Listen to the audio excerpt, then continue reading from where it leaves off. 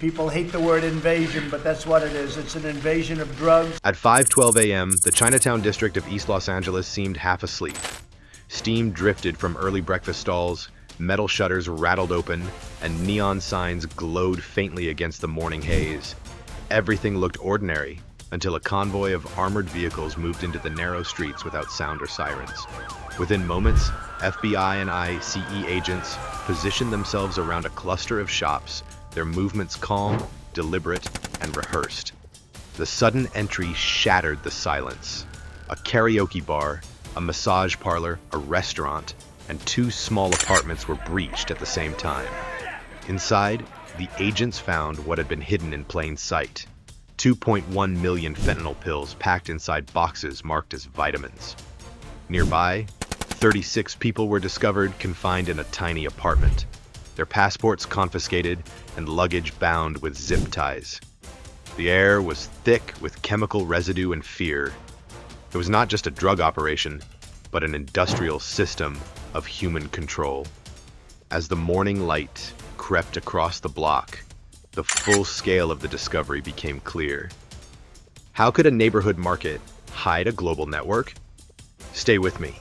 If you want to see how deep this goes, like the video and subscribe to Military Power, there's more than meets the eye. The operation in East Los Angeles had answered one question, but raised a larger one.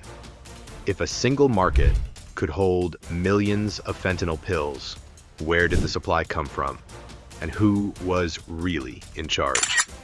As analysts reviewed documents seized that morning, the pattern began to take shape. Beneath the surface of normal commerce, there was structure, efficient, disciplined, and carefully hidden. The businesses on that block were never random. Most of these places have deep, complex... The restaurant, karaoke bar, and massage parlor shared the same accountant, the same delivery company, and even the same late-night shipping schedule. Transactions moved with military precision. Every Thursday at exactly 2 a.m., refrigerated trucks left the area heading south toward warehouses near the Mexican border. Those trucks returned 2 days later with identical paperwork, but heavier loads. The signatures matched, the invoices matched, but the cargo did not. By tracing GPS data from the trucks, investigators discovered that the shipments stopped briefly at unregistered storage sites along Highway 85. There, the goods were swapped for boxes packed with synthetic chemicals from Chinese suppliers. Once the trucks crossed back into California, they were scanned, cleared, and released as re-imported goods. What appeared to be a simple import-export loop was in reality a well-engineered delivery system for death. The financial side revealed even more precision. Agents followed a web of shell companies with names that changed every few months. Logistics firms, community charities, and consulting agencies that existed only on paper. Over 200 cryptocurrency wallets were identified, many linked to transactions between Los Angeles, Shenzhen, and Guadalajara. In just 6 months, these accounts circulated nearly $200 million, washed clean through digital exchanges and charity donations. To the untrained eye, it was philanthropy. To the investigators, it was evidence of industrial-scale laundering. Each document pointed toward a larger operation involving not just smugglers and street gangs, but insiders with access to customs systems and federal logistics codes. One shipping manifest contained an alphanumeric string, ZL9, that matched a classified internal code used for federal cargo tracking. The repetition of this tag across multiple shipments suggested that someone with deep access was feeding the network sensitive information. The realization turned a narcotics case into a potential counterintelligence breach. Agents from the Department of Homeland Security joined the task force, widening the investigation to ports and airports in Texas, Illinois, and New York. Every new location revealed the same pattern: identical invoices, cloned shipping numbers, and recurring sender names written in both English and simplified Chinese. It became clear that Los Angeles was not the command center, but one of several regional hubs in a transnational system that linked Chinese chemical producers to Mexican distribution cartels and US-based laundering fronts. The deeper analyst went, the more the structure resembled a corporate supply chain rather than a criminal one. Each region had its own logistics manager, its own finance handler, and its own compliance officer responsible for concealing the paperwork. Every error was corrected within days, every link replaced before detection. It was an organization designed to adapt faster than law enforcement could respond. When financial forensics mapped the relationships between entities, the visualization looked less like a smuggling ring and more like a spider web, nodes stretching from Asia to Latin America, anchored in American cities where oversight was weakest. At its center was an unregistered import-export consortium with offices in Shenzhen and Mexico City. Officially, it handled agricultural supplements. In truth, it was the distributor of precursor chemicals used in mass fentanyl production. Homeland analysts dubbed the scheme Operation Crossline, a name that captured the reality of the threat. A network that crossed every border, geographic, digital, and institutional. Plans were drawn up for synchronized raids in 6 states, targeting warehouses, accounts, and front companies simultaneously.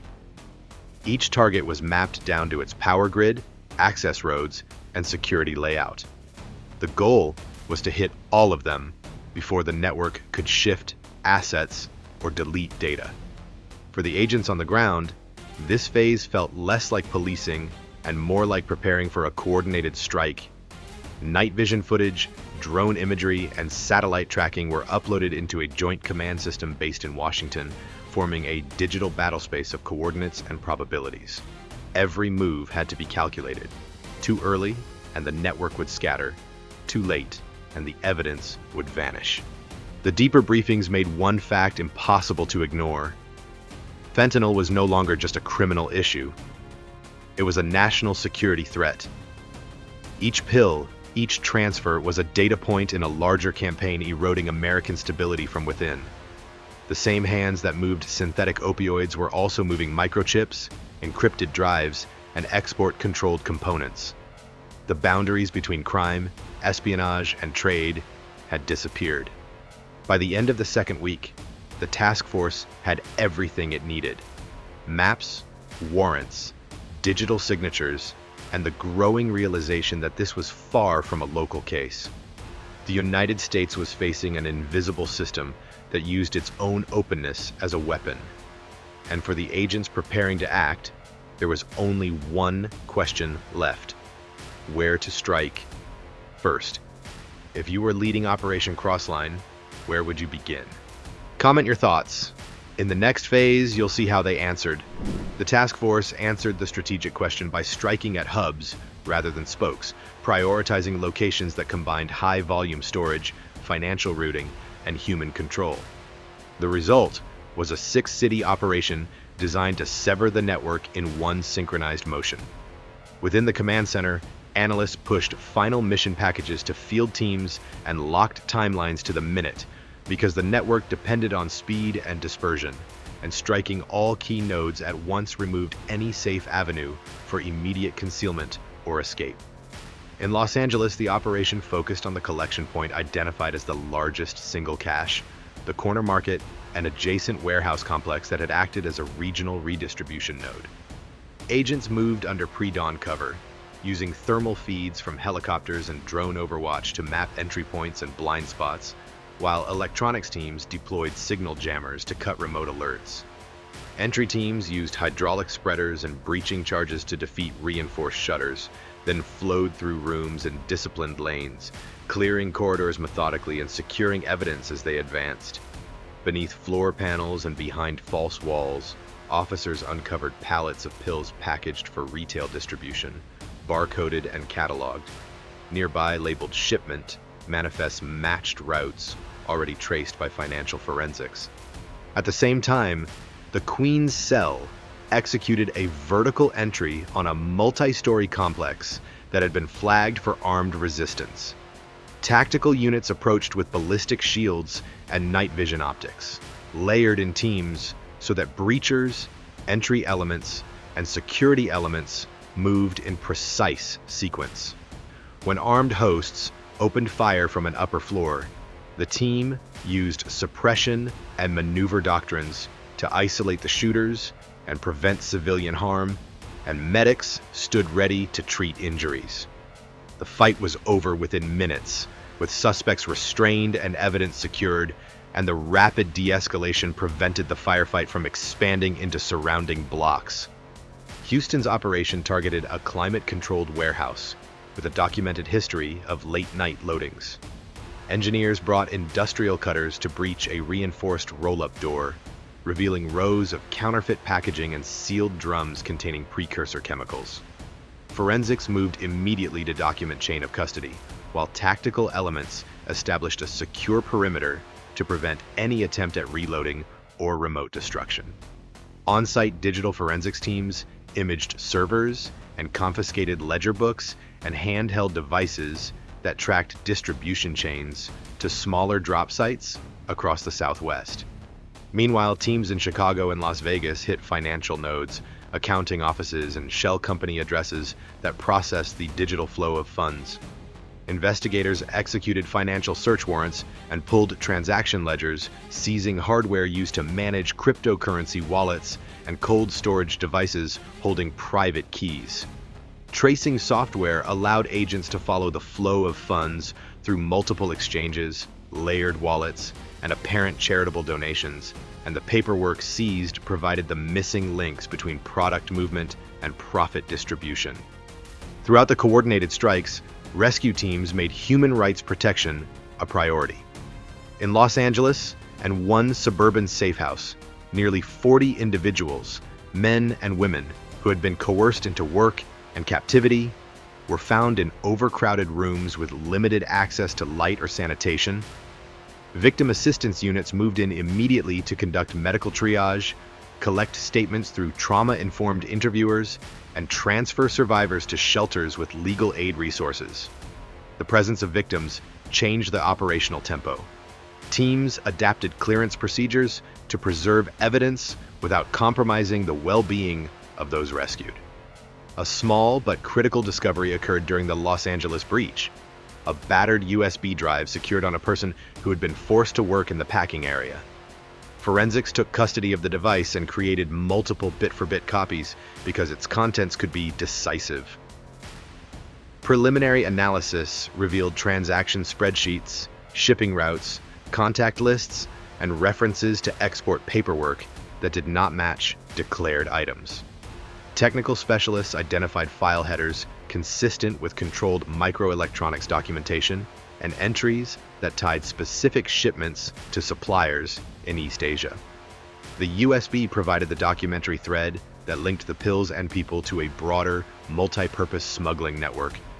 By early morning, the coordinated action had produced immediate, measurable disruption. Over 50 suspects were in custody across the 6 cities. Warehouses were rendered inoperable, and hundreds of kilograms of precursor chemicals in sealed packages were removed from circulation. Law enforcement cataloged more than 2.1 million fentanyl pills taken from the Los Angeles node alone, alongside additional caches discovered in Houston and Chicago. Tactical medics treated minor injuries on site, and no civilians were killed during the operation. The combination of careful planning and rapid execution minimized broader harm while maximizing evidence preservation. As teams moved through the aftermath, investigative units began the painstaking work of cataloging physical evidence and extracting digital trails. Servers and hard drives were imaged in secure environments. Phones were isolated in Faraday enclosures to prevent remote wiping, and financial records were duplicated for forensic accounting. Analysts cross-referenced seized manifests with prior shipping data and discovered accounting anomalies that had been intentionally obscured, rounding errors, duplicate invoice numbers, and coded references to third-party logistics providers. Each anomaly functioned as a breadcrumb, and when assembled, they composed a ledger of illicit commerce. The coordinated strike also revealed operational practices that had kept the network elusive for so long. The group, had relied on staggered ownership of front companies, rotating managers every few months to avoid patterns, and using a mix of traditional banking and decentralized finance to obscure the trail. They employed encryption for communications and periodic purges of local servers, and they used human couriers for the most sensitive movements. The task force's simultaneous attack removed the network's ability to pivot quickly, exposing operational vulnerabilities that investigators aimed to exploit in ongoing prosecutions. When the last execution team secured its final location, command staff shifted from kinetic operations to prosecution and diplomacy. With arrests processed and evidence packaged, interagency prosecutors began drafting charges that spanned narcotics trafficking, human trafficking, money laundering, and illegal export of controlled technology. At the same time, intelligence officers prepared briefs for international partners and regulatory agencies because the data suggested that some shipments involved components subject to export controls and potential national security implications. The immediate tactical objective had been achieved. Synchronized strikes had dismantled core nodes, rescued victims, and seized decisive evidence. The quieter, longer fight, the one that would rely on forensics, financial tracing, and international cooperation, was only beginning. For now, the city streets that had been the scene of such precise action settled back into a cautious calm, and the task force moved into the next phase, turning the seized evidence into indictments and dismantling the adaptive structures that had allowed the network to grow. When the smoke cleared, America had taken back one more piece of its city, and the real investigation was only beginning. The digital evidence retrieved from Los Angeles, Houston, and Queens arrived in sealed containers at a federal data forensics facility outside Quantico. Analysts began their review expecting narcotics ledgers. Instead, they uncovered a digital ecosystem that connected street-level crime to industrial espionage. It was an architecture of parallel systems, one that distributed fentanyl to the streets, while another siphoned restricted technology from within the United States. Each document was meticulously structured. Corporate emails referenced export quotas and supply metrics, phrases that seemed innocuous until cross-checked against federal export control databases. Several serial numbers aligned with components used in advanced radar and missile guidance systems. The network had not merely trafficked drugs, it had piggybacked on legitimate logistics routes to move microelectronics from U.S. defense suppliers into foreign hands. The same trucks that carried pills across state lines had once transported circuit boards, sensor amplifiers, and lithium batteries labeled as consumer electronics. The spreadsheets mapped a triangle of coordination: Shenzhen to Mexico City to Los Angeles. Transactions mirrored legitimate trade movements, complete with tax filings and customs declarations. To most regulators, it appeared as small-scale commerce, but every invoice, timestamp, and cargo tag had been engineered to align perfectly with genuine imports, ensuring that the contraband shipments blended seamlessly with legitimate supply flows. It was efficiency masquerading as legality, and it had gone undetected for years. The implications stunned the interagency task force. Fentanyl was the distraction. Technology was the prize.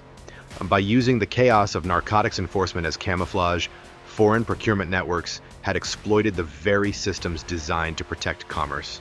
The result was a hybrid structure that blurred the line between organized crime and state-backed acquisition. A 21st century form of economic warfare conducted without armies or declarations. The financial data reinforced that conclusion. Payments moved through multiple layers of digital obfuscation: cryptocurrency wallets, layered transfers, and micro-donations through online charities that claimed to support disaster relief. Some of those charities were traced to addresses in Panama and Singapore, while others were registered to abandoned offices in San Diego. Funds entered as philanthropy and exited as equipment reimbursements, each transaction validated by falsified audits. Analysts identified more than 200 wallets tied to these transactions, together moving over $200 million in less than 6 months. For intelligence officials, the picture was unmistakable. This was not simply a drug pipeline, but an economic infiltration campaign, one that converted America's consumer economy into its own logistics arm. Congressional committees received classified briefings detailing the discovery.